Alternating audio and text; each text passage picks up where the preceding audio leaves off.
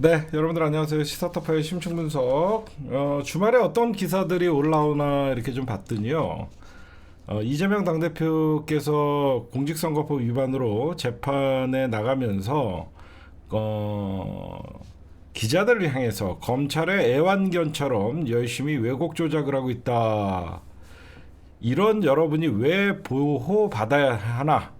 이렇게 얘기했죠. 그러니까 국회 과방이 뭐 이렇게 얘기를 한 건데 그 이걸 가지고 국힘당이 검찰의 애완견이라 그랬다고 애완견이라 그랬다고 이재명 당대표를 일제히 비난을 하면서 이런 얘기를 합니다. 겁먹은 개가 크게 짖는다. 야당 대표를 개라고 표현합니다. 미친 새끼들이죠. 그렇죠? 검찰에게 애완견이라고 하면서 이재명 당대표가 언론에게 직격탄을 날렸더니 야당 대표에게 개라고 부릅니다. 겁먹은 개라고 얘기합니다. 나쁜 놈들이죠. 이거. 이런 놈들이 지금 집권 여당이에요. 그러면 이재명 당대표가 희대 조작 사건이다. 그렇죠? 희대 조작 사건이다라고 했던 근거가 뭐냐면요. 이게 김성태 여러분들이 쌍방울 회장 이름은 많이 들어봤죠. 근데 이게 안부수라는 공범이 있습니다. 이 사람은 아시아 태평양 아태평화 교류협회 회장인데 이 사람도 똑같이 대북 송금 사건에 연루가 돼갖고 재판을 받고 있는데 재판부가 달라요. 근데 그쪽 안부수 1심 재판부가 대북 송금 사건을 쌍방울의 주가 상승을 노리고 벌인 대북 사업이라 그랬어요. 이거 여러분들 꼭 아셔야 돼요. 무슨 말이냐면 똑같은 사건인데 김성태는 지금 신진우 어떤 판사 이쪽에서 재판을 받고 있고 사건의 공범인 안부수는 다른 재판부에서 지금 재판을 받고 있는데 그 재판부는 분명히 대북 송금을 한 이유는 쌍방울이 주가 상승을 노리고 벌인 대북 싸움이라고 했어요. 그러니까 똑같은 사건인데 한쪽에서는 이재명 당대표의 대북 송금 사건, 한쪽에서는 쌍방울 주가 조작 사건이라고 하니까 똑같은 동일 사건에 두 재판부의 시각이 있다는 거예요. 하여튼 그 근거가 그럼 뭐냐? 검찰이 제대로 된 사실 뉴스타파의 내용만 언론이 계속 보도를 하고 재판부가 그거를 참고했다라 그러면 이재명 당대표의 이런 어이없는 희대 조작 사건이 일어날 수는 없어요. 그렇잖아요. 뉴스타파는 이미 다 얘기했어요. 뉴스타파는 이미 이재명 당대표 그 쌍방울 대북 송금 사건에 대해서 지금 북한의 정찰총국 이호남이 주가 조작 공모 정황이라고 하면서 만날 때마다 쌍방울로부터 50억씩 받고 있다. 이거 다 얘기한 겁니다. 그런데 이런 것들을 보도하지 않는 조중동이나 지상파 종편 방송들에게 사실상 뉴스타파의 단독 보도를 인용해서 공중파나 조중동이나 이거를 얘기했다라 그러면 언론이 그리고 재판부가 이런 판결을 하진 않겠죠. 라는 이재명 당대표가 언론을 향한 쓴소리인데 민주당의 당대표를 사실상 개취급을 한 거예요. 제가 지금의 검찰을 이런 식으로 얘기해주고 싶어요. 독재 정권을 가장 호위하는 역할을 했던 앞장섰던 역할들이 예전에 중앙정보부 그리고 전두환 때 여러분들 안기부죠. 그렇죠? 중앙정보부 뭐 이승만 박정희 때 중앙정보부 그다음에 이제 전두환 때 안기부 이놈들이 결국은 그 독재 정권의 호위무사 역할을 하고 사건을 조작하고 없는 간첩도 만들어내고 수많은 사건을 조작했던 인간들이죠. 지금의 21세기의 검찰 독재 정권에서의 바로 그 역할을 검찰이 하는 겁니다. 결국은 여러분들 안기부의 조작 수사, 예전에 중정의 중앙정보부의 조작 수사, 결국은 나중에 그 정권은 무너지게 돼 있죠. 결국은 검찰 독재 국가의 어떤 이런 검찰의 조작 사건은 결국은 이 정부를 오히려 무너뜨리는 겁니다. 여러분들이 결과론적으로 나중에 보세요. 어떻게 되나. 응? 안기부도 결국은 역사 속으로 사라졌고, 중앙정보부도 역사 속으로 사라졌고, 이제는 검찰이 역사 속으로 사라질 차례입니다. 어떻게 대한민국의 검찰이 과거에 독재 정권에서 했던 짓을 지금 조작하고 날조하고, 그래서 검찰이 없어질 수밖에 없고, 결국은 이 정권도 무너진다고 얘기가 나오는 거예요. 그 다음에 지금 민주당이 여러분들 주말에 정청래 의원 법사위 보시면서 굉장히 통쾌했죠. 제가 이번에 법사위를 보면서 가장 열받았던 거는 감사원 사무총장이라는 놈이 나와갖고 하는 발언이었습니다. 근데 끝까지 국회의 권위를 정청래 법사위원장이 지키더라고요. 21일 날 최상병 특검법 입법 청문회, 이게 가장 중요한 겁니다, 여러분들. 21일 날 최상병 특검법 입법 청문회가 굉장히, 이제는 이게 특검 전에 가장 중요한 거예요. 이제 특검과 청문회를 동시에 진행을 한다라고 제가 말씀을 드렸고, 지금 더불어민주당은 법사위에서 최상병 특검의 심사 소위를 이미 의결을 했기 때문에 이날 하이라이트가 뭐냐면, 박정훈 전 해병대 수사단장도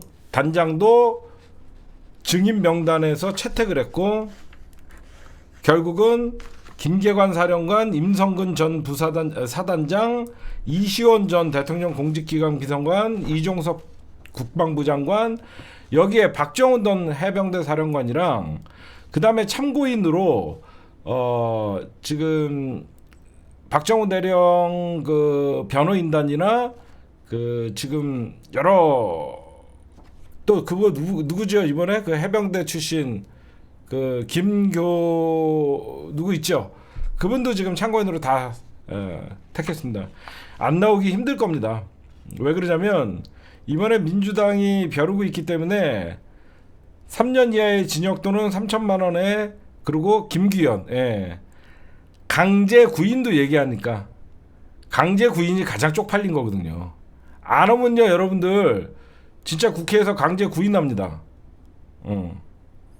강제 구인이라는 게 있어요. 이건 여러분들이 좀 지켜보시면 될 것 같고, 그래서 민주당이 여러분들 이 특검 4국조를 추진한다고 합니다. 이 특검은 잘 아시다시피 최상병 특검 일주기 전에 민주당이 특검을 다음 달 초 정도에 올릴 예정이고요.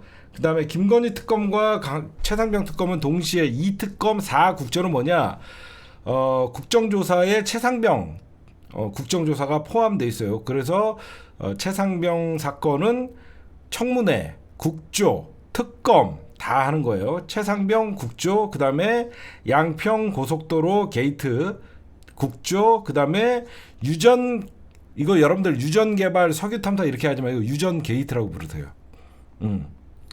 유전 게이트라고 여러분들이 부르시고, 요것도 국조를 추진한다고 하고, 그 다음에 방송 장악 국조. 그래서 이 특검 4국조다라고 여러분들에게 말씀드릴 수 있겠습니다. 이 특검 4국조. 여러분들 지금 액트지오 지금 무슨 양파 게이트도 아니고 이 유전 게이트에 까면 깔수록 나오는 액트지오. 이 사건의 핵심만 얘기해 줄게요. 이 사건은요, 누가 액트지오를 연결해 줬냐. 딴 거 밝힐 필요 없어요. 이거는 분명히 비선이 움직였고, 저는 여기 배우의 다 김건희라고 생각해요. 누가 액트지오라는 구멍가게를 호주의 그 탐사 업체에 자기의 200억을 포기하고 철수한 그 기업이 있었음에도 불구하고 왜 액트지오한테 530만 불을 안겨줬고, 누가 액트지오랑 석유공사랑 연결해줬냐? 유전 게이트다. 아니 여러분들 바보가 아닌 이상 전 세계적으로 액션모빌도 있고 유명한 탐사회달도 있고 기술이 더 뛰어난 업체들도 많은데 왜 액트지오냐? 그래요? 왜 자기 집에다가 세금 체납하고 있는 왜 액트지오를 누군가가 연결해서 530만 불의 석유공사의 돈을 계약을 체결했냐? 누구냐? 요거의 핵심입니다. 저는 그렇게 봐요. 누가 액트지오 낙찰에 석유공사에 힘을 보탰냐? 이거 밝히면 아마 의회에서 큰 게 나올 수 있습니다. 그 다음에 이번 법사위 여러분들 전체 회의할 때 공수처장 질문들이 많이 있었죠. 여러분들이 아마 보실 때 공수처장에게 근데 언론에서는 이렇게 얘기해요. 공수처장 김건희 여사 수사 단서 포착되면 소환할 수도 안 한다는 소리입니다. 믿으면 안 돼요. 수사 단서가 포착되면 소환할 수도 있다. 아니 백 받는 동영상은 수사 단서가 아닌가? 아 생각해봐요. 수사 단서가 없어서 지금 김건희 소환을 못합니까? 백 받는 영상이 존재하고 카톡이 그대로 존재하고 검찰 조사에서 지 애미랑 딸년이랑 둘이 23억 헤쳐먹었다고 검찰 조사서에도 주가 조작 나오고 있는데 수사 단서가 포착되면 소환할 수도? 말 같지도 않은 소리지 안 한다는 거죠. 안 그래요? 지 애미나 딸년이나 23억 주가 조작 헤쳐먹은 거 검찰 조사에서도 나왔는데 지금은 수사 단서가 포착 지 혼자 못하고 있는 거예요. 많은 사람들이 김건희 백 받는 거 다 봤는데 지 혼자 안 본 거예요. 범죄 혐의가 있으면 누구나 수사 대상이 될 수 있다. 원론적인 얘기죠.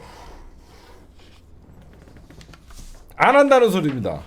이런 거 갖고 와 뭐 공수처장이 김건희 소환할 수도 있다 개소리하고 자빠졌네. 증거가 없어서 소환을 못합니까? 눈치 보느라고 안 하는 거죠? 입은 삐뚤어져도 말은 똑바로 해야 될 거 아닙니까?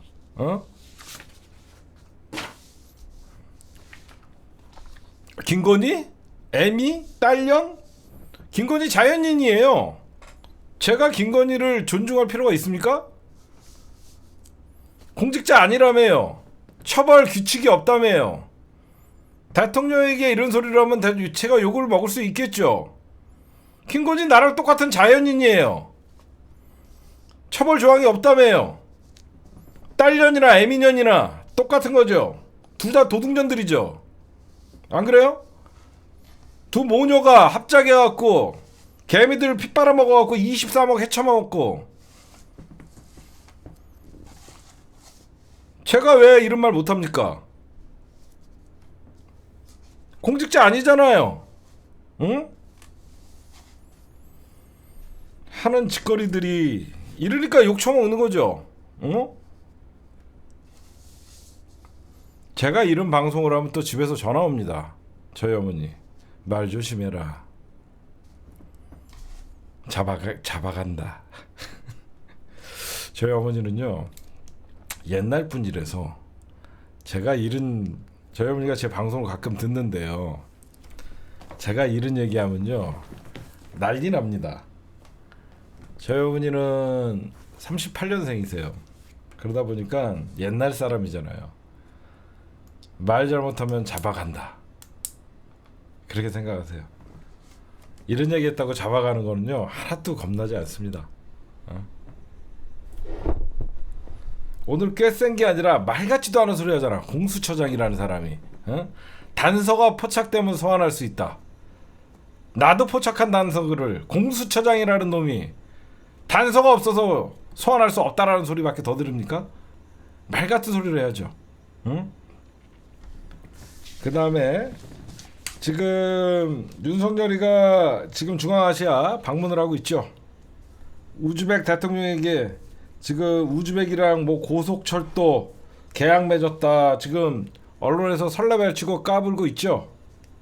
이거 8개월 전에 이미 구매 결정된 겁니다. 이거 완전 다 사기꾼들이에요. 이미 8개월 전에 현대 롭템 대표와 주파룬 나르줄라예프 우즈베키스탄 철도공사가 8개월 전에 이미 유지보수 계약 서명한 거예요. 이미 4월 달에는 디자인 공모까지 한 건데 마치 윤석열이가 이번에 가갖고 아무것도 없던 우즈벡에다가 대통령의 외교로 우즈벡에 우리나라 고속철도를 수출하게끔 한 거 이미 전부 기업들이 다 해놓은 거예요. 응? 걔 사기꾼들이에요 보면. 응? 그 다음에 저는 대한민국의 대통령은 김건희라고 생각합니다. 분명히 제 생각은 그래요. 왜 그러냐? 국민의힘이나 보수에서도 국힘당, 보수, 그 다음에 조중동 이 사람들은 생각이 없을까요? 생각이 있죠. 이 사람들의 공통된 생각은 뭘까요? 김건희 나대지 말아요. 그쵸? 누가 봐도 국힘당을 지지하는 사람들을 보면 지금 김건희가 언론에 노출되고 김건희가 나대는 거는 1도 도움이 안 된다라고 생각합니다. 근데 김건희는 대놓고 나대요. 그럼 뭐예요? 김건희가 권력자라는 거예요.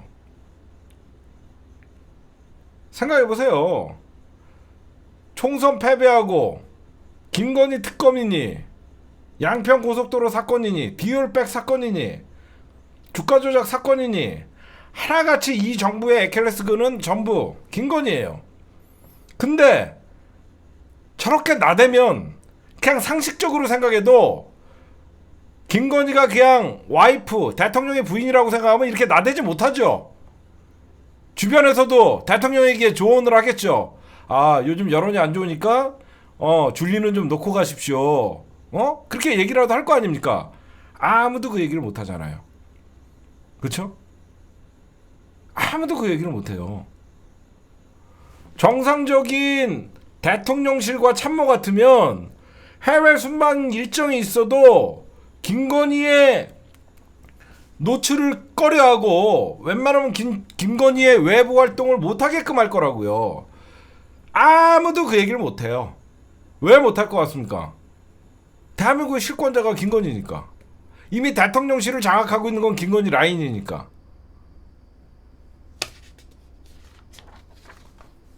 그러니까 조중동이 그리고 재벌이 벌었다는 소리가 나오는 거예요. 그 다음에 오늘 하나하나 좀 말씀드릴게요. 처음에 우리나라가 대북 전단지를 날렸죠. 20만 장가량 대북 전단지를 날리고 거기에는 북한을 자극하는 이설주의 포르노그래피에 준하는 사진들과 그런 것들을 날리고 북한은 거기에 오물풍선을 날리고 그 다음에 우리나라는 대북 확성기 방송을 하고 북한은 경고 사격을 사실상 예고하고 지금 현재 일어났던 남북 관계의 긴장 국면이었습니다. 근데 여러분들이 보셔야 돼요. 유엔사에서 요즘 이틀 동안 제가 대북 확성기 방송을 안 하는 게 좀 이상했었거든요. 우리나라가 첫날 대북 확성기 방송을 하더니 둘째 날, 셋째 날부터 안 해요. 왜 그랬더니 유엔사가 전례 없이 거기는 여러분들 알다시피 휴전선이기 때문에 유엔사 관리예요. 대북 확성기를 왜 틀었나 조사를 한다고 합니다. 그게 무슨 말이냐면 미국은 지금 한반도의 위기를 원하지 않아요. 응? 오히려 유엔사에서 국방부를 조사하는 거예요. 그럼 무슨 말이냐면 미국은 지금 대선 기간이라서 지금 남북 충돌이 우려되거나 미국이 원하지 않는 일촉즉발의 상황을 미국이 원하지 않는 겁니다. 그쵸? 이래 잘못하면 졸라 맞죠? 조인트 까이고, 응? 그러니까 바짝 졸아갖고, 어떤 새끼들이 우리 허락 없이 확성기 틀었어요. 그 새끼 잠깐 당장 잡아오세요. 유엔사. 그러니까 저희는 틀어도 되는 줄 알고 틀었습니다. 야, 이 씨발 새끼들아, 여기는 우리 관할이야 라고 하니까 쫄아갖고 못 튼 거예요. 지금 그래갖고, 그럼 왜 그러냐. 미국은 지금 대선기간이에요, 여러분들. 미국은 대선기간이고 지금 세계 곳곳에서 전쟁이 펼쳐지고 있기 때문에 한반도에서 이런 충돌을 원하지 않는 거예요. 눈치 졸라야 없죠. 그래서 지금 그나마 미국이 대선 기간이라서 오히려 미국 눈치 보느라고 한반도의 위기가 오히려 조금씩 줄어들었다, 그런 말씀 좀 드리고,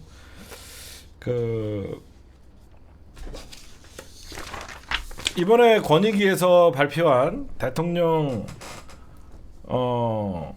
부인인지 첩인지 모르겠지만 부인이라고 합시다. 부인이니까, 이건 부인이니까 또 내가 첩이라 그랬다가 잡혀갈 수가 있으니까, 대통령 부인에 대해서 지금 거의 무혐의 결정을 했죠.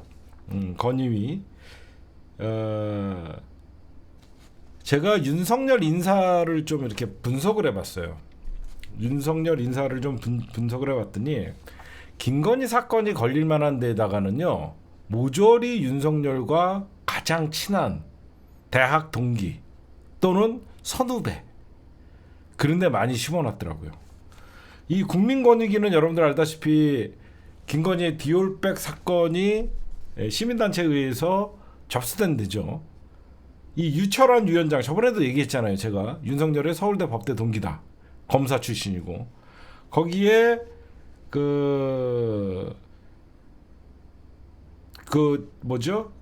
권익위 부위원장은 누구죠? 그 이름이 정승윤인데, 이놈도 서울대 법대 후배예요.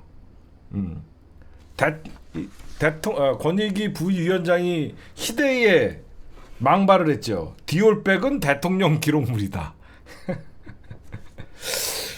디올백은 대통령 기록물이다라고 하면서 해괴한 논리를 만들어낸 게 바로 서울대 후배이자 그 검사 후배인 정승윤이에요. 곳곳에 제가 보면 이번에 검사 탄핵할 때도 9명 중에서 5대4로 검사의 공소권 남용이 인정됐지만 사실상 기각됐잖아요. 이것도 보면 여러분들 이번에 헌재 소장 이종석 보셨죠? 이종석 헌재 소장 어떤 사람이에요? 윤석열 서울 법대 동기예요. 법제처, 여러분들 법제처장 아시죠? 우리가 이완규 많이 들어봤죠? 윤석열의 서울 법대와 사법연수원 동기. 여러분, 법제처는 어떤 거냐면요, 아시다시피 법제처는 법률의 위헌 여부와 다른 법령과의 모순점을 심사하는 기관이에요. 법률의 위헌 여부와 다른 법령과의 모순점을 하는데, 이런 곳곳에 헌재 소장, 법제처장, 그 다음에 그 윤석열이가 유독 이뻐한다는 그 충안고 후배 이상민, 이런 애들 보세요. 응? 이러니 국정이 돌아갑니까? 응? 진짜 윤석열의 국정 운영의 가장 큰 문제는 공과 사를 구분하지 못하는 거예요. 공과 사를 구분하지 못하는 거. 응? 결국은 이런 윤석열 동문들 데려다 놓고 지 와이프 챙기고 지 와이프 지키고 정권 지켜달라고 하는 대한민국의 지금 지금 대한민국에 어떻게 보면 사정기관이 있나요? 우리가 3대 사정기관을 감사원, 국세청, 검찰이라고 얘기하잖아요. 대한민국에 3대 사정기관 뭐 있나요? 뭐 경찰도 썩었고, 검찰도 썩었고, 국세청도 썩었고, 감사원도 썩었고, 도대체 윤석열 집단의 이 비리를 유일하게 잡을 사람은 국회밖에 없어요.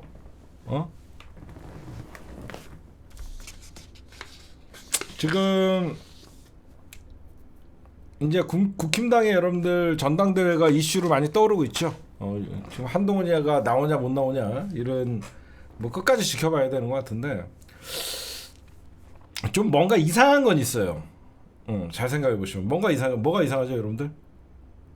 예전에 그러니까 올 3월만 해도 올 3월 달에 생각해 보세요. 지금부터 올 3월에 윤심하면서 가가멜이 친윤 후보라 그러면서 전당대회에 나와서 당권을 잡죠. 작년 3월에 작년 3월에 가가멜이 제가 친윤입니다 이러면서 나와갖고 갑자기 나국상 날리고 유승민 못 나오게 하고 안철수 저도 그러면 안 나옵니다 이렇게 하고 막 했죠. 응? 근데 지금 뭐가 이상합니까? 국힘당 전당대회에 친윤 후보가 안 보이죠. 그렇잖아. 국힘당 전당대회 지금 바로 다음 달이에요. 국힘당 전당대회가 다음 달인데 친윤 후보니 내가 윤시민이 이런 사람이 안 보인다는 거죠. 왜 그러냐?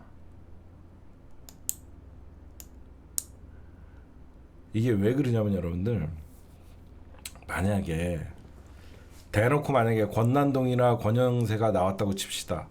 지금 친윤 후보라고 꼽히는 사람이 3명이에요. 권난동, 권영세, 윤재옥 요 3명인데 얘네들이 왜 출마 선언을 하니 안 하니 이런 말도 없고 왜 조용하냐면요. 만약에 여러분들 권난동이가 나왔다고 칩시다. 응? 권난동이가 나왔는데 만약에 총선에서 대패를 한다고 생각해봐요. 전당대회에서 한동훈이가 나와서 권난동을 꺾는다고 생각해보세요. 그럼 어떻게 될 것 같아요? 자동 레임덕이죠. 완전 국힘당 안에서도 이제는 윤석열의 말을 들을 사람이 없겠죠. 무슨 말인지 아시겠죠?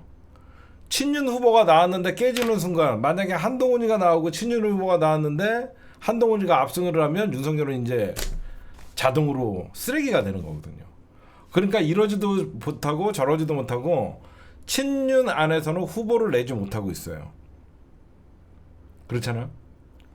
그래서 얘네들이 어떤 전략을 쓸 걸로 예상되냐면 지네가 대놓고 내밀었다가 한동훈이한테 깨지면 사실상 미래 권력에게 현재 권력이 무릎 꿇는 형태가 되니까 여러 후보들이 나올 거 아닙니까? 만약에 한동훈이 나오고 나국상이 나오고 또 누구 나오면 전략적으로 친윤계가 어떤 한 후보를 밀 거다. 아예 친윤계 후보라는 사람은 나타나지 않고 그나마 자기네들이 친윤계 후보가 아닌 것처럼 누군가가 나오면 전략적으로 그 후보를 밀 것이다. 이런 것들이 나오고 있습니다. 누가 나올지 모르겠어요.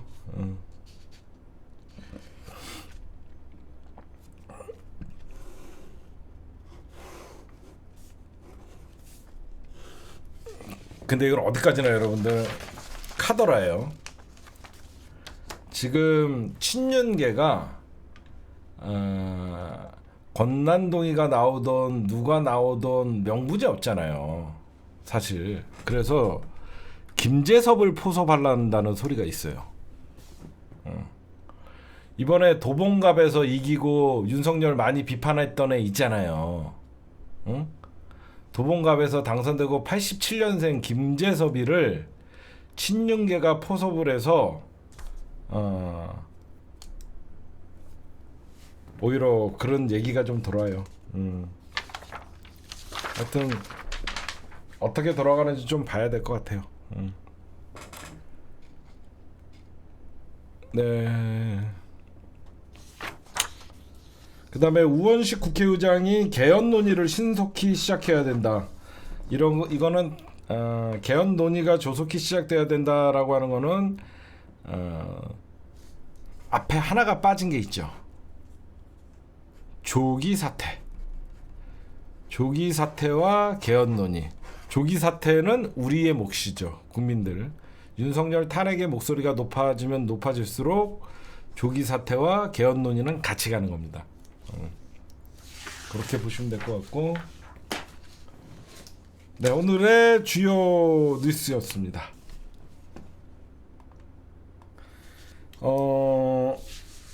저는 윤석열 탄핵 우리가 얘기가 나오죠. 사실 과거 같으면 대통령 탄핵이라는 발언은 굉장히 정치권에서는 민감한 사안이었죠, 여러분들. 그렇죠? 정치권에서 대통령 탄핵이라는 말은 굉장히 민감한 사안이었어요. 저 또한 대통령 탄핵은 함부로 얘기하면 안 된다는 그 꼰대 마인드가 없지 않아 있었습니다. 근데 제가 이번에 어떤 글을 읽었어요.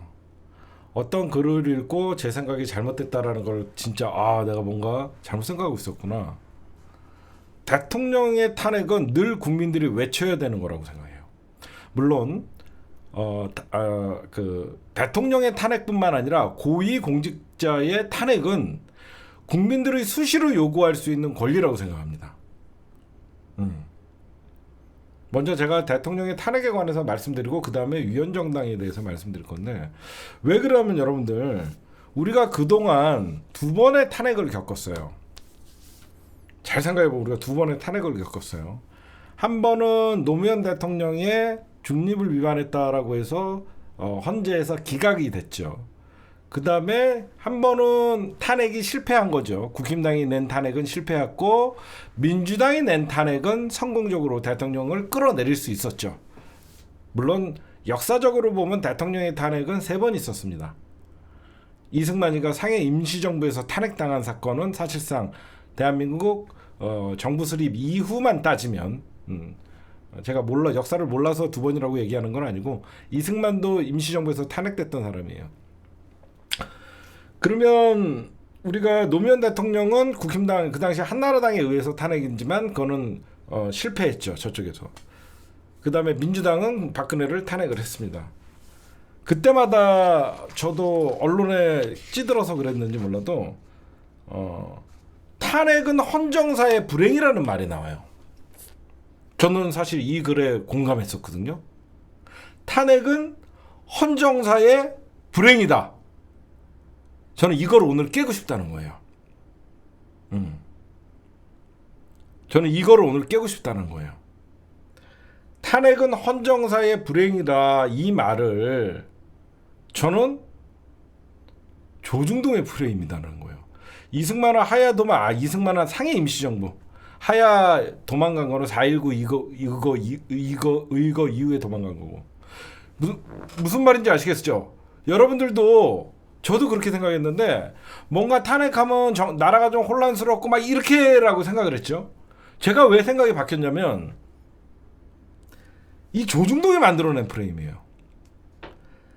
탄핵은 헌정사의 불행이란 이런 관용적 표현이 사실상 탄핵의 위기에 늘 처해 있는 매국노 집단이고 기득권 집단인 조중동이 만들어낸, 탄핵하면 니들 역풍 맞는다라는 시그널을 계속 주려고 늘 저것들이 정권 잡으면 부정부패, 비리, 주술 별게 다 나오잖아요. 분명히 여러분들, 저는 탄핵은 국민의 권리이고 필요하다고 생각해요. 왜 그러냐? 노무현 대통령을 말도 안 되는 걸로 탄핵했다가 국민이 어떻게 심판했어요? 잘 생각해 보시면. 탄핵이 그렇게 헌정사의 불행이다? 저는 그렇게 생각하지 않습니다. 오히려 말도 안 되는 탄핵을 했던 국힘, 그 당시 한나라당은 2004년 총선에서 완전한 역풍을 맞아갖고 헌정사상 처음으로 야당이 단독으로 153석이라는 열린 우리당의 대승을 안겨줬죠. 생각해보면, 그쵸? 잘못된 탄핵은 그 탄핵마저도 국민들이 심판을 했었다는 거예요. 박근혜 탄핵이 되고 나서 결국은 여러분들 어떻게 됐죠? 새로운 대통령이 뽑히고 대한민국 선진국 대회에 올라갔어요. 그런데 늘 탄핵은 헌정사의 불행이다라고 하면서 진보와 보수 할 것 없이 국민들이 불안해하게끔을 조장하는 거예요. 왜 그러냐? 여러분들 잘 생각해요. 저는 왜 탄핵은 꼭 필요하다고 했냐면, 모든 고위공직자들은 이런 탄핵이라는 합법적인 방법이죠. 탄핵은 합법적인 방법이에요. 합법적인 방법에 있어서 대통령이라는 최고의 권력자도 끌어내려진다라고 하면 공직자들은 탄핵이 될까봐 두려워서 비행을 저지를 수 없어요. 예전 같으면 함부로 했던 짓거리들도 이제는 탄핵 당할 수 있다라는 그 탄핵 누가 시킵니까? 물론 탄핵 발의는 국민의힘이 하지만 국회에서 하지만 결국은 그 탄핵의 어떤 분위기나 탄핵의 목소리는 국민들이 내는 거잖아요. 가장 중요한 게 왜 저는 탄핵은 헌정사의 불황이라는 말은 절대 앞으로 저는 이건 조중동 프레임이라고 쓰고 안 쓸 거예요. 왜? 여러분은 탄핵을 안 하면 국민들이 할 수 있는 게 뭐가 있죠? 혁명 아니면 폭력밖에 없는 거예요. 저는 이거에 꽂힌 거예요. 야, 대한민국은 주권은 국민에 있고 모든 권력은 국민으로부터 나오는데 대한민국 주권자가 저 사람을 탄핵하라고 했는데 만약에 우리가 탄핵은 헌정사의 불행이요 이런 말에 갇혀갖고 우리가 대통령을 탄핵을 못하면 그러면 국민들이 혁명 또는 폭력으로 그 정권을 끌어내는 거에 과연 그게 맞는 것인가? 안 그러죠? 탄핵은 이런 혁명이나 폭력 등의 수단에 의지할 수 없었던 과거에 독재 정부에게 맞섰던 수단이고 21세기 민주주의 국가에서 탄핵은 고위공직자의 비리와 혐의 언제든지 국민들은 5년의 기회를 주지만 언제든지 그 5년의 기회가 1년이 될 수도 있고 2년이 될 수도 있고 3년이 될 수도 있고 대통령 헌법, 그러니까 대한민국 헌법에는 대통령의 임기는 5년이라고 되어 있지만 그 임기는 헌법이 보장하는 게 아니라 국민이 보장하는 것이다. 저는 그런 말씀을 드리고 싶어요. 그렇죠? 저는 정치에 있어서 대통령의 임기가 5년이다? 그건 헌법상 문헌에 불과한 겁니다. 대통령이 잘못하면 1년 만에 쫓겨나기도 하고 대통령의 임기는 헌법이 정하는 것이 아니라 국민이 정하는 것입니다. 그렇죠? 저는 그게 맞기 때문에 탄핵은 국민들의 불행이 아니라 오히려 대한민국의 민주주의가 살아있다는 것을 보여주는 것이다. 그래서 이런 조중동에 탄핵은 헌정사의 불행이라는 표현은 탄핵 당할 짓을 늘 대한민국의 적폐들이 하니까 그들을 옹호하기 위해 만들어낸 저는 용어라고 생각합니다. 대한민국은 탄핵 때는 대통령이 많이 나오면 나올수록 더 깨끗하게 하려고 노력할 것이고 다시는 저런 자들을 뽑지 않는 민주주의가 살아있기 때문에 탄핵이 가능한 것입니다. 저는 그렇게 생각해요. 그렇죠? 국회의원도 마찬가지죠. 국회의원의 임기는 4년이지만 언제든지 국회의원이 자질이 없고 국회의원으로서 제대로 하지 못하면 당연히 그건 국민들이 저 사람은 국회의원을 못한다. 그래서 국민소환제가 필요한 거예요. 그래서 저는 여러분들이나 나나 자꾸 우리가 탄핵은 헌정사의 불행이다라고 하면서 이런 말이 대한민국 정치에 만연이 돼 있다 보니까 탄핵에 대해서 부정적인 여론이 높고 국민들이 뭔가 탄핵하면 불안해하고 이런 것들이 팽배하는데 아니다. 탄핵은 주권자가 합법적으로 국회에 요구할 수 있는 대한민국 주권자의 사실상 합법적인 방법이다 라고 생각하고 탄핵이 많이 나오면 나올수록 나쁜 놈들을 나는 제거할 수 있다라고 생각해요. 그래서 우리가 앞으로 대통령 탄핵이니 이런 분위기가 쉽게 안 그래요? 잘못하는 놈을 언제까지 용서해주면서 언제까지 관용을 베풀면서 국민들이 지켜봐야 합니까? 우리만이라도 탄핵은 국민들의 정당한 권리라고 생각하고 국회가 그 권리를 국민을 대신해서 해야 된다라고 하면 민주당도 탄핵에 대해서 두려워하지 않는 저는 그런 생각이 갖고 있어야 된다고 생각해요. 그렇잖아요? 어느 순간부터 우리가 탄핵은 뭔가 이렇게 헌정 질서가 막 복잡해지고 뭔가 비상사태가 일어날 것 같고 이런 좀 불안한 생각들을 자꾸 갖고 있는데 아니다. 응? 탄핵은 나쁜 놈을 하루도 권력을 주어서는 안 된다는 국민들의 요구 있기 때문에 우리나라가 민주주의가 살아있다라는 생생한 증거고 그래서 저는 동의할 수 없다. 탄핵은 헌정사의 불행이라는 말은 동의할 수 없고, 대한민국이 전 세계에서 탄핵만큼은 최고 선진국이다. 그러면 어떻게 돼요? 외국에서 대한민국의 대통령은 조금만 잘못해도 국민들에 의해서 끌어내려진다 라는 명확한, 저는 우리 국민들이 민주주의 의식이 살아있다는 걸 오히려 외국에 알려줄 수 있는, 아니 진짜 생각해 보십시오. 저런 윤석열이나 김건희가 해외여행 다니고 국빈 방문하고 나라 세금 펑펑 쓰고 국정운영 팽개치고 남북관계 망쳐놓고 외교 망쳐놓고 안보 망쳐놓고 경제 망쳐놓고 정치 망쳐놓고 대한민국을 이따위로 만드는 지금 하루하루가 더 대한민국이 더 불안하고 더 위기인 거 아니에요? 응? 무슨 탄핵 정국이 불안한 정국입니까? 윤석열이 하루하루가 더 불안한 대한민국이에요. 저는 그렇게 생각해요. 하루라도 이런 윤석열 같은 애들을 빨리 끌어내려야만 대한민국이 안전한 나라, 대한민국이 다시 한번 경제 도약을 할 수 있는 그런 나라가 저는 될 거라고 생각해요. 응? 말 같지도 않은, 응? 저는 대통령의 탄핵은 이런, 생각해 보십시오. 100점 만점에 21점 맞는 새끼를 언제까지 권력을 줄 거냐고. 응? 말도 안 되잖아요.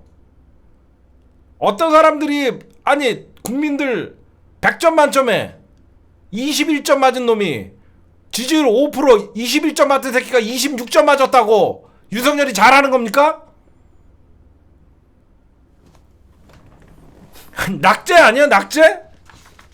21점 맞던 새끼가 5% 올랐다고 26점 맞으면 와 국정운영 잘한다 말같죠. 그래서 제가 하고 싶은 말은 이거예요. 민주당 탄핵 두려워하지 말고 대한민국의 안전과 행복을 국익을 위해서라도 빨리 끌어내려라. 진짜 탄핵과 국힘당 해산은 조금 이따 얘기할게요. 왜 그러냐면 윤석열 탄핵을 하게 되면 여러분들 헌재 가갖고 누가 싸우냐? 정청래가 싸우는 거예요. 그래서 잘 뽑아야 되는 거예요. 국회 법사위원장이 왜 중요하냐? 왜 민주당이 절대 법사위원장을 내주면 안 되냐? 윤석열 탄핵을 올릴 경우에 만약에 국힘당이 법사위원장이면 헌재 가서 멸치가 윤석열 탄핵에 대해서 싸우는 겁니다. 말 같지도 않은 소리를 할 거 아닙니까? 응? 대통령 탄핵은 어차피 국회에서 하는 거잖아요. 그럼 법사위원장이 대표로, 국회의 법사위원장이 대표로 헌재에 가서 싸우는 거예요. 절대 민주당 탄핵을 두려워하지 말아라. 오히려 민주주의가 살아있고 오히려 탄핵을 안 하면 오히려 국민들 소요 사태가 일어나는 것이다. 폭력적 혁명이 일어나는 것이다. 탄핵은 국민의 민주적인 방법이다. 그리고 두 번째, 언제까지 국민의힘을 집권 여당이니 제1야당이니 보수정당이니 이딴 개소리로 언제까지 우리가 인정할 것이냐. 저는요 지난날 통진당 해산의 예를 들으면요, 북한과 무슨 북한 이석기가 북한에 어떤 뭐 폭탄 시험을 하고 뭐 강의했다가 정당이 해산됐습니다. 통진당 해산하는 모습을 보면서 야, 나라의 역사를 뒤집고 일본의 강제징용 판결마저도 대한민국 헌법을 부정하는 대통령, 거기에 대한민국 국익을 팔아먹는 대통령, 거기에 합세하는 국힘당, 가장 여러분들 저는 국힘당이 이번에 해산시켜야 된다고 생각하는 게 헌법을 준수하지 않는 정당. 헌재에서는 헌법 수호가 가장 중요하죠. 저는 민주당 진짜 내일부터라도 월요일날부터라도 국회에 들어오지 않고 자기네들이 행정부의 관료들을 불러갖고 특위를 구성해서 국회법을 무시하고 국회에 등원하지 않고 행정부의 수장들을 국힘당이 불러서 회의를 하는 거는요, 저는 헌법 위반이잖아요. 안 그래요? 지금 국힘당은 헌법을 위반하고 있잖아요. 왜 국회가 국민들에 의해서 우리가 그러면 4.15 총선 왜 한 거예요? 국회의원 왜 뽑았어요? 응? 우리가 국회의원 투표 왜 했습니까? 니들 싸워도 국회에서 싸우라고 국회의원들 우리가 지지하는 정당들 뽑은 거 아닙니까? 근데 얘네들은 헌법에서 정해져 있는 국회법을 무시하고 국회 등원을 거부하고 상임위 구성을 거부하고 한 발짝 더 나가서 지네 마음대로 국회라는 입법기관이 있음에도 불구하고 국힘당 특위를 만들어서 입법부를 무력화시키고 국가를 전복하려는 세력이죠. 제 말이 틀립니까? 입법부를 무력화시키고 국가를 지네 마음대로 행정부의 수장들을 불러서 이래라 저래라 하는 것은 이거는 내란죄예요. 응? 입법부를 무력화시켜갖고 행정부와 국민의힘이 독자체제로 가면 헌재는 헌법을 수호해야 되는 기관 아닙니까? 제가 여러분들을 어거지를 부르는 게 아니라요. 왜 우리는 이런 정당들한테 맨날 보수정당이라고 얘기하고 왜 국힘당 해산 심판 청구 못합니까? 해야 되는 거 아니에요? 응? 대한민국 경제를 망쳐먹고 한반도를 위기에 몰아넣는 이런 신원식 국방부 장관, 국민의힘의 소속, 이런 잘못된 정당은 없어져야 되는 거 아닙니까? 겨우 문재인 정부 때 남북 평화의 기틀을 만들어가고 9.19 군사합의를 파기하고 한반도에 이제는 안전장치마저도 없이 만들어 놓고 중국과 러시아와 적대적인 관계로 대한민국 경제를 박살내놓고 이런 정당 해산시켜야 되지 않아요? 저는 나만 왜 이런 소리를 외쳐야 되죠? 여러분들도 똑같은 생각하지만 우리가 왜 국힘당을 인정해야 되죠? 진짜 나라를 좀먹고 정말 나라를 망치고 있는 놈들은 국힘당인데 왜 우리는 국힘당을 보수정당이라고 우리 스스로가 인정을 하고 왜 저 정당을 해산해 우리가 목소리를 높이지 않죠? 응? 포기하지 맙시다. 응. 국힘당은 현재 중요한 헌법을 위반하고 있고 입법부를 무력화시키고 있고 대한민국 국민들을 위기에 몰아넣고 있고 경제를 망치고 있고 대통령은 헌법을 수호할 의무가 있음에도 불구하고 대통령이 국민의힘 소속이잖아요. 응? 저는 그래서 제가 오늘 극명하게 국힘당은 없어져야 되는 정당이구나라고 생각한 게 오늘 연평해전 24 주기랑 6.15 공동선언 24주년이 겹치는 날입니다. 그렇죠? 우리 민주 진영에서는 김대중 대통령이 있었던 6.15 공동선언을 사실상 이행해야 된다라고 얘기를 하고 연평도 해전 24년이라고 하면서 저쪽은 윤석열이는 그런 발언을 해요. 응? 대한민국 여러분들 갈 길이 멉니다. 갈 길이 왜 멉냐? 저는 국힘당 위헌 정당이다라고 분명히 말씀드리고 위헌 요소가 얼마나 많으냐? 지금 우리나라가 뭐 세계의 경제 몇 위다 뭐 별 얘기 다 나오죠. 그럼 하나 물어봅시다. 대한민국에 군사 주권이 있습니까? 헌법에 뭐라고 돼 있어요? 대한민국의 주권은 국민에게 있고 모든 권력은 미군으로부터 나온다라고 돼 있습니까? 어? 나 하나 물어봅시다. 대한민국의 권력은 국민으로부터 나오고 모든 권력 그럼 미군으로부터 나온다라고 돼 있어요? 응? 우리나라 여러분들 군사주권이 왜 넘어갔어요? 6.25 때 이승만이가 미군한테 한미 방호조약 맺어달라고 애원해갖고 모든 전시작전권과 평시작전권을 넘겨준 거죠. 지금 이승만을 국부로 만들고 건국의 아버지라고 만들자고 하는 새끼들 누굽니까? 국힘당 아니에요? 이런 대한민국의 주권을 포기하는 정당이 어떻게 대한민국에서 보수 정당이 될 수 있냐고요. 없어져야 될 정당이죠. 응? 이놈들이 한 짓 보세요. 이승만 건국의 아버지로 만들고 지네 조상이에요. 대한민국 군사주권 뺏겨갖고. 우리나라가 여러분들 진짜 이재명 당대표 대통령 되시면요, 이 한미 방호 상호 방위 조약 싹 손봐야 됩니다. 이 소파 한미 상호 방호 조약 때문에 미군이 우리나라를 51번째 자기 주로 생각을 해요. 자존심도 없는 거예요. 저는 반미주의자가 아니에요.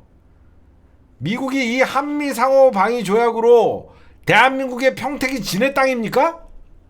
왜 무상으로 쓰는데? 나 하나 물어봅시다.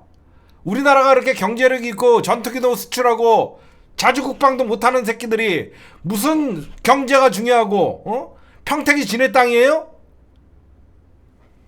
왜 평택을 우리나라 땅을 내주고 지네가 주둔하는데, 지네가 주둔비 아까운 거 우리 보러 내라고 합니다. 이걸 누가 만들었어요?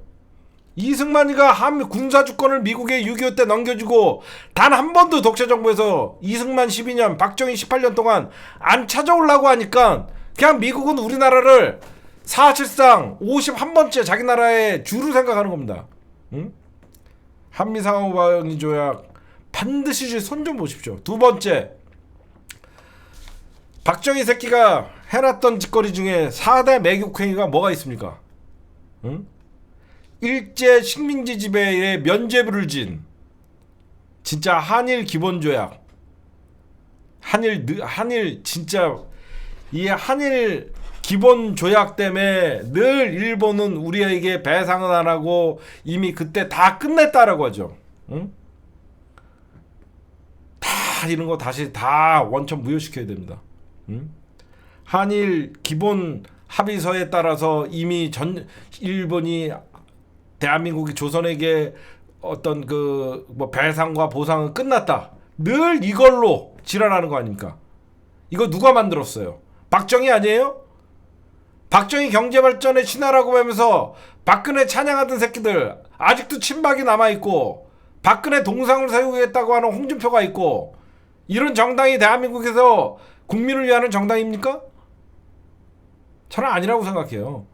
미국에게 대한민국 군사주권 뺏겨놓고 일본에게 찍소리도 못하고 일제 식민지 통치에 면죄부를 안겨둔 정당이 과연 대한민국의 국익을 위하는 정당이에요? 해산돼야 될 정당이죠. 그 다음에 일본 놈들이 대한민국 독립운동가 때려잡고 일제 식민 통치를 위해서 만들었던 치안유지법, 현 국가보안법, 이 국가보안법 때문에 남북이 통일이 안 돼요. 남북 교류가 안 됩니다. 여러분들도 어디 중국이나 그런 데 놀러가서 북한 사람 만나갖고 말 한마디만 해도 괜히 김일성 얘기, 김정은 얘기 들어도 찬양 고무죄. 진짜 이런 낡은 국가보안법, 그 다음에 한일 기본 합의서, 그 다음에 한미 방호조약, 이런 거 좀 없애야 돼요. 이런 미친놈들, 나라 팔아먹는 새끼들한테 무슨 보수니, 국힘당 해산이 된다 그러면 대한민국 통일이 있는 거고, 대한민국 자주국방이 있는 것이고, 민족의 자긍심을 올릴 수 있는 일본이 스스로 고개를 숙이고 자기네들이 지난날 일제 식민지 지배에 대한 반성과 역사의 인식을 바로잡을 수 있는 거예요. 일본이 왜 국제사회에서도 뻔뻔하게 일제의 잔악한 식민지배를 정당화시키고 왜 그럴까요? 대한민국 안에서 일제 식민지 시절을 그리워하는 뉴라이트 세력들과 그에 동조하는 새끼들이, 이런 반일본 간첩 새끼들이 있어서 그런 거예요. 대한민국 안에 일본을 찬양하는 간첩 새끼들과 미국을 찬양하는 간첩 새끼들이 있는데 어떻게 대한민국이 군사주권을 회복하고 조국 통일을 이룰 수 있겠습니까? 이 자체가 해결이 안 되니까 대한민국은 정치가 앞으로 한치도 못 나가는 거예요. 국힘당만 없어져 봐요. 민주당이랑 진보당이랑 허구한 날 누가 더 민족적이고 누가 더 국익을 위해서 싸우는 그런 정당이 생긴다고 생각해 보십시오. 열불이 나서 그래요. 먼 놈의 탄핵이 두렵고 먼 놈의 국힘당 해산 소리는 입에도 올리지도 못하고 통진당이 더 못된 정당입니까? 국힘당이 저 나쁜 정당입니까? 대한민국 국민들을 학살하고 대한민국 죄 없는 사람들을 용공 조작을 해서 간첩 조작을 해서 사형을 시키고 어떤 놈들이 진짜 나쁜 놈들이에요. 저런 놈들이 왜 보수고 왜 저런 놈들이 반은 51대 49라는 누가 만들어 놓은 해괴망측한 이론에 국힘당 아니면 민주당 이런 구도를 언제까지 유지할 거냐고요. 언제까지도 유지를 할 거냐고요. 이런 대한민국의 정치 구도를.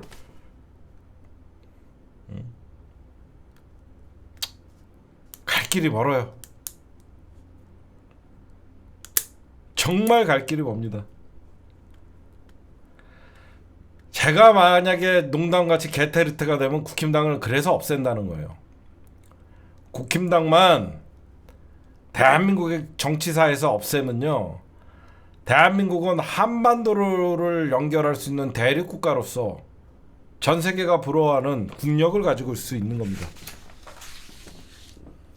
통일을 원하지 않는 정당이 대한민국의 집권 여당이니 통일이 되겠습니까? 남북이 화해가 되겠습니까? 늘 국민들 갈라쳐야지 권력 유지하고 지 배때기 불리는 새끼들이 대한민국에서 떵떵거리고 사는데 저는 그렇게 생각해요.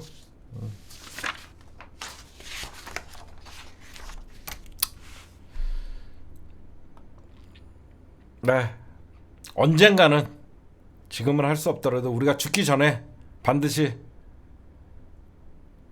대통령 탄핵도 중요하지만 근본적인 악의 축인 국힘당을 대한민국 정치사에서 꼭 없애는, 왜 저런 인간들과 맨날 선거에서 아슬아슬하게 이기고 그래야 됩니까? 안 그래요? 저런 인간 같지도 않는 새끼들과 언제까지 선거에서 아슬아슬하게 대선을 치러야 되고 그래야 됩니까? 꼭 민주당이 나중에 힘이 있을 때 안 되더라도 국힘당의 헌법 위반, 그리고 대한민국을 진짜 이 헌법 위반으로 정말 위헌 정당이에요. 국힘당 해산이라도 한번 올려봅시다. 꼭 그런 날이 왔으면 좋겠어요. 여러분들, 노태우가 삼김 분열에 의해서 어부지리로 당선이 됩니다. 6월 항쟁이 있은 다음에, 여기까지는 여러분들 잘 알고 계시죠. 그 다음에 이제 노태우 집권 말기가 언제였어요, 여러분들? 1992년, 그렇죠? 1992년에 이제 대선이 있는 해였습니다. 그때 노태우가 어느 정당에 있었죠? 민정당에 속해 있었죠. 물론 김영삼이가 3당 야합을 통해서 들어가 있었을 때입니다. 그래서 1992년이면 그 해에 대선을 치르고 이제 김영삼 정부가 1993년에 탄생을 하죠. 그러니까 어떤 사건이 발생하냐면, 노태우가 여러분들 탈당을 하는 사건이 있었어요. 근데 사람들이 그걸 잘 몰라요. 노태우가 92년 9월 18일 날 탈당을 합니다. 불과 3달 후에 대선이 있는데. 그쵸. 그때 왜 탈당을 하냐? 가장 노태우가 핵심적으로 탈당했던 사건은, 이유가 뭐냐면, SK 최태원, 그 당시에 제2통신사의 사업자를 선정하는 과정에서 노태우 정권이 김영삼의, 어떻게 보면 김영삼은 미래의 권력이었죠. 김영삼은 미래의 권력이었고, 노태우는 마지막 권력의 마지막 그 해를 맡고 있었어요. 근데 그 당시에는, 지금이야 우체국이라고 하지만 그다음 최신부라고 했죠. 최신부. 그 당시에 최신부에서 노골적으로 SK를 제2통신사업자로 선정을 합니다. 제2통신사업자로 선정을 해요. 그에 이제 김영삼이가 노발대발한 거죠. 노발대발을 합니다. 이거는 내가 다음 대통령 선거 이후에 할 일인데 왜 벌써 이렇게 구설수에 오를 만한 짓을 하냐라고 하면서 이제 그 김영삼이 노발대발을 해요. 그래서 그 당시에 김영삼이 SK 회장이었던 최규현을 직접 불러요. 만나서 당신 이거 빨리 포기해라 라고 하니까 최규현 회장이 일주일 만에 아마 SK가 사업자 선정을 스스로 포기를 해요. 포기를 하면서 이제 그 SK 사업자가 사실 김영삼 정부에서 이제 이루어지는 과정으로 가거든요. 근데 이때 노태우가 지금 정치 야화에는 뭐라고 나오냐면 김영삼이 대통령 되는 거를 사실 탐탁치 않게 생각을 했대요. 그래서 노태우가 그 당시에 민정당의 어떻게 보면 수장이었잖아요. 노태우가 탈당하면서 노태우를 따랐던 민정당의 주요 인사들, 여러분들 알던 뭐 박철원 뿐만 아니라 주요 인사들이 대거 탈당을 합니다. 대거 탈당을 해요. 대거 탈당을 하니까 김영삼 입장에서는 어때요? 대선을 치러야 되는데 갑자기 노태우가 탈당을 선언을 하면서 자기의 계파를 전부 갖고 데리고 나가니까 당황스럽죠. 엄청 당황스럽죠. 그래서 그 당시에 이제 노골적으로 노태우는 김영삼 회고록에 나와요. 노태우는 자기가 대통령 되는 걸 반기지 않았다 라고 그런 말들이 나와요. 그러면서 이제 그 노태우가 이제 중립 내각을 요구를 하고 실질적으로 대선을 앞두고 있는데 노태우가 김대중 대통령을 막 환대를 합니다. 김대중 대통령을 환대를 하고 정주영을 환대를 하고 그 당시에 여러분들 1993년 대선에 정주영이가 나왔던 대선이에요. 정주영이가 나오고 그 3강구도였어요. 정주영, 김대중, 김영삼 이 3강구도였는데 김영삼이가 사실상 이미 대통령이 된 것 같이 행세를 하고 자기 그 사돈집의 SK 이동통신 사업을 방해하고 그런 모습들을 보면서 사실상 그 반대를 하면서 이제 김영삼 입장에서는 와 내가 진짜 이 욕을 먹어가면서 이 3당 야합이라는 소리를 들으면서 이 민자당에 그 당시에 합류를 해줬는데 이 대선을 앞두고 이거를 탈당하는 거를 보면서 어떻게 보면 노태우가 굉장히 그래도 전통적으로 보수의 중심을 잡고 있었는데 결국은 나를 떨어뜨리려고 했겠구나라는 그 사실상 김영삼에도 엄청난 부글부글하는 마음이 있었다는 거예요. 그때 이제 노태우를 따라갔던 사람들이 대부분 군 출신의 그 당시에 민자당의 중심에 있던 사람들이었죠. 그러다 보니까 김영삼이가 대통령이 되고 나서 하나회를 조지는 역할이 사실 노태우와 김영삼의 갈등이 있었어요. 그건 정치 야화예요. 자기를 배신했던 새끼들의 뿌리가 군이었잖아요.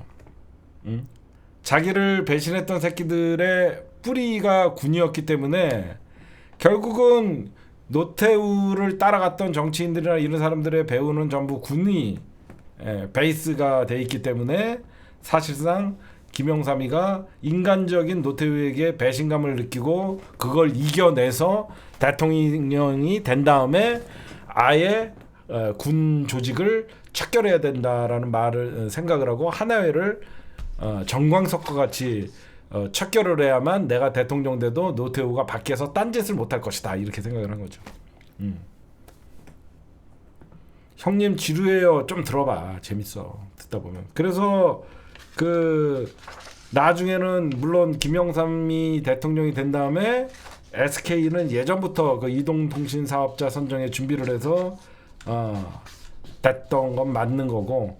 그러니까 노태우는 SK를 지원하려고 해서 이동통신사 사업자를 자기 임기 내에 해주려고 그랬는데 미래 권력인 김영삼이 반대를 해서 사실상 그게 좌초되면서 김영삼과 사이가 멀어졌었고 김영삼은 그 사이가 멀어진 거를 오히려 노태우가 탈당을 하면서 자기 대권에 빨간불을 오게끔 하면서 인간적인 배신감을 느끼면서 사실상 둘은 결별의 수순을 갖고 그 결별의 결과가 김영삼이 대통령 되자마자 하나회를 정광석과 같이 척결하는 역할을 했었다.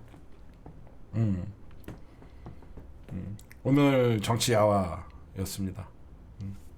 다음에 또 재밌는 정치 야화 같은 거 있으면 또 해드릴게요. 오늘 심층 분석은 여기까지.